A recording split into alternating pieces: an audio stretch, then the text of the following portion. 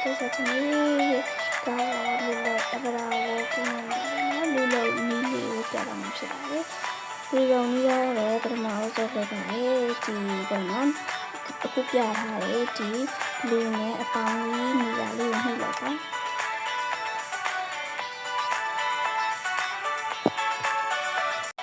အဲ့ဒီလိုအပေါင်းလေးနေရာမှိလိုက်ပြီဆိုလို့ရှိရင်ကိုလိုချင်တဲ့နော်ဒီဇိုင်းလေးဖန်တီးလို့ရတယ်နေရာလေးတစ်နေရာရရှိလာခဲ့ပြီပေါ့နော်အခုကျဆက်ဆန်းလောက်ထားတဲ့အကောင်မလေးတွေစမ်းဝင်ကြည့်လိုက်မယ်ဝင်ကြည့်လိုက်တဲ့အချိန်မှာပေါ့နော်ဒီမှာကိုလိုချင်တဲ့အရွယ်အစားတွေကိုရွေးလို့ရပါတယ်ပြီးလို့ရှိရင်အသားအရောင်တွေလည်းရွေးလို့ရပါတယ်မျက်လုံးပုံစံအနေထားတွေရွေးလို့ရတယ်ပြီးရင်မျက်လုံးအရောင်တွေလည်းရွေးလို့ရတယ်ပြီးညခုံးမွေးရောင်လေးယူလို့ရတယ်ပြီးလို့ရှိရင်နှာခမ်းတွေကိုလည်းယူလို့ရတယ် blush လေးတွေကိုလည်းယူလို့ရတယ်ပေါ့နော်စပေပုံစံတွေလည်းယူလို့ရပါတယ်ဘာလို့ case ရဲ့ကရုံးလိုမျိုးပုံစံထပ်ထားရလဲဆို case ကဒါပြပေါ့နော်ပြီးလို့ case ကစပေပုံစံပေါ့နော်တခြားနေရာမှာတော့ပုံမှန်ဖြစ်တဲ့အတွက်ကြောင့်စပေပုံစံကိုခြံထားခဲ့ရဖြစ်တယ်ပေါ့နော်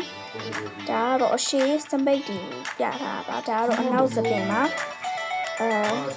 ဒါကြတော့ခုနစပင်ထဲမှာကျတော့ဒီမှာအယောင်တွေမပြထားတာကြတော့ဒီထဲမှာသူကဒီလိုမျိုးပုံသူကပေါ့နော်မနှိပ်ရသေးတဲ့အတွက်ကြောင့်မို့ဖြစ်တယ်ပေါ့နော်ကယ်ရီဒီစပင်လေးကိုနှိပ်လိုက်တယ်ထားပါတော့ဒီမှာပေါ်လာပါပြီပေါ့နော်ဒီဘက်မှာပေါ်လာပါပြီCases ကမလို့ချင်သေးဘူးပေါ့နော်ခဏထထားလိုက်ပါမယ်ဒီဘက်မှာကျတော့အုတ်ထုတ်တွေအတန်းတွေရှိမယ်ပြီးလို့ရှိရင်ဒီမှာကျတော့ accessory လေးတွေရှိမယ်ဒါကျတော့အင်ဂျီအတန်းလေးတွေရှိမယ်ပေါ့နော်ပြီးလို့ရှိရင်ဒါကျဘောင်းကြီးစကက်အတန်းဒါကျတော့အနွေးတွေအတန်းပေါ့နော်ဒါကြတော့ခေါင်းဝင်လိုမျိုးအတန်းလေးဖြစ်တယ်ဒါကြတော့ဖနက်နဲ့ခြေအိတ်အတန်းလေးဖြစ်တယ်ပေါ့ဒါပေမဲ့ cases ကပြီးလို့ရှိရင်ဒီဇိုင်းသွားဖောက်မှာဖြစ်တဲ့အတွက်ကြောင့်ဘာမှမလုပ်ထားဘူးเนาะဒါကတော့အနောက်အမီးလေးပဲဖြစ်တယ်ပေါ့နော်အနောက်အမီးလေးပဲဖြစ်ပါတယ်ပြီးလို့ရှိရင်ရပြီဆိုလို့ရှိရင်ဒီအပေါင်းကိုမနှိပ်လိုက်ပါနဲ့ပေါ့အပေါင်းမှာဖြစ်ကုန်ဒီအမှန်ချစ်လေးကိုမနှိပ်လိုက်ပါနဲ့အမှန်ချစ်နှိပ်လို့ရှိရင်ပေါ့နော်အမှန်ချစ်နှိပ်လို့ရှိရင်တခြားတနေရာကိုရောက်သွားမှဖြစ်တယ်ပေါ့နော်အဲ့ရောဒီနေရာလေးကိုနှိပ်တာအကောင်းဆုံးပါပဲအဲ့ဒီနေရာလေးကိုပဲနှိပ်လိုက်ပါပြီးလို့ရှိရင်ဒီလိုမျိုးပုံစံပေါ့နော်ပြီးလို့ရှိရင်ဒီမြားလေးကိုပဲပြန်ပြီးတော့နှိပ်ပေးလိုက်ပါနှိပ်ပြီးတော့ဒီလိုအပြင်ဘက်ကိုရောက်လာပါလိမ့်မယ်ပြီးလို့ရှိရင်cases ကအင်ဂျီအဝတ်စားလဲမယ်ပေါ့နော်ကိုကြိုက်တဲ့အင်ဂျီဆိုင်တစ်ဆိုင်လေးကိုသွားလိုက်ပါ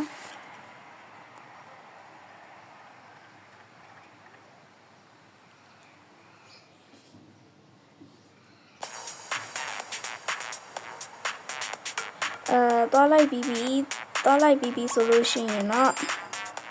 ဒီမှာအင်ဂျီပုံစံနေမြင်ရမယ်ပေါ့နော်ဒါတော့ cases ကယူထားတဲ့ဟာလေးပါအကယ်၍လူပြန်ထုတ်ချင်တဲ့ဆိုဒီဖုန်းလေးကိုနှိပ်လိုက်ပါနှိပ်ပြီးဒီဘက်ကနှုတ်လေးကိုနှိပ်လိုက်ရင်ဒီမှာရပြီပေါ့နော်ကိုလှုပ်ထားတဲ့လူတွေကိုရပြီပေါ့နော်ပြီးရင်ကိုလှုပ်ထားတဲ့ဟာကိုအခုလှုပ်ထားတဲ့ဟာလေးနှိပ်လိုက်ပါမယ်ပြီးရင်ဒီမှာကိုလိုချင်တဲ့ဒီဇိုင်းတွေကိုပေါ်ပေါ့နော်ဒီ AD လေးဆိုလို့ဒီ AD လေးကိုပေးလိုက်မယ်ဒါရတော့ဒါသူခုနဟာပြထားပါဒီ AD လေးကိုပေးလိုက်တာမို့ဒီမှာလည်း AD တွေအများကြီးရှိသေးတယ်ပေါ့နော်ဒါလေးကိုပေးတာကြတော့ဒီလိုပုံစံမျိုးပေါ့နော်တော့ပုံစံနေရတော့တစ်ခုနဲ့တစ်ခုမတူပေါ့နော်ဒီဟာလေးလည်းချစ်ဖို့ကောင်းတယ်ဒါလေးလည်းချစ်ဖို့ကောင်းတယ်ဒါပေမဲ့ဒါလေးကတော့ပို့ပြီးတော့ချစ်ဖို့ကောင်းတယ်ပေါ့နော်အဲ့တော့အဲ့ဒါလေးကိုရင်ဝတ်လိုက်မယ်ပြီးလို့ရှိရင်ဒီမှာပေါ့နော်ကိုကြိုက်တဲ့ဟာလေးကိုယူလိုက်ပါဒီမှာဒါလေးကတော့လှတယ်ဒါလေးကတော့လှတယ်ပေါ့နော်ကိုကြိုက်တဲ့ဟာယူလို့ရပါတယ်ဒါချီအိတ်ကတော့ဒီချီအိတ်လေးရလှဒါလည်းနဲ့ဒီမချဒါလေးပို့လိုက်ဒါလေးလာပါဒါပြီဆိုလို့ရှိရင်ဖနက်ဒီကတော့ဖနက်တော့မရအောင်ပေါ့နော်ဖနက်မရအောင်ဒီကဒါကန်အော်ဒီမှာဖနက်တွေ့ပြီငါဒီဖနက်လေးကိုစီးလိုက်ပါပြီးလို့ရှိရင်စပယ်ပုံစံတော့ပေါ်ပါမယ်ပြီးလို့ရှိရင်ဒီမှာ ဒီကိုကြိုက်တဲ့နေရာတော့ပေါ့နော်ဒါပေမဲ့ဒါကတော့စပီပုံစံနေလို့စပီပုံစံပြောင်းဖို့တော့ပေါ့နော် cases ကနေရာတနေရာသွားနေရပါဒီရဲကိုဝင်လိုက်ပါဝင်လိုက်ဒီလိုမျိုးပေါ့နော်ဒီမှာစပီပုံစံပြောင်းလို့ရတဲ့နေရာတနေရာရှိဒီစပီပုံစံရှိမယ်ဒီစပီပုံစံရှိမယ်ဒါကတော့ရတဲ့စပီပုံစံလေးတွေပေါ့နော်ဒါပေမဲ့ cases ကားတွေမှာကျဆုံးတော့ဒီစပီပုံစံဝတ်ကြိုက်တာပါအဲဒီတော့လူလေးကိုထုတ်လိုက်ပါမယ်ပြီးလို့ရှိရင်ဒီစပီပုံစံလေးကိုပြောင်းလိုက်ပါမယ်โอเคရပြီဆိုလို့ရှိရင်အနောက်ကဒါလေးလေဒီစပီကေလေးနဲ့ဒီဟာဒါလေးကိုပေါ့နော် cases ထည့်လိုက်ပါတော့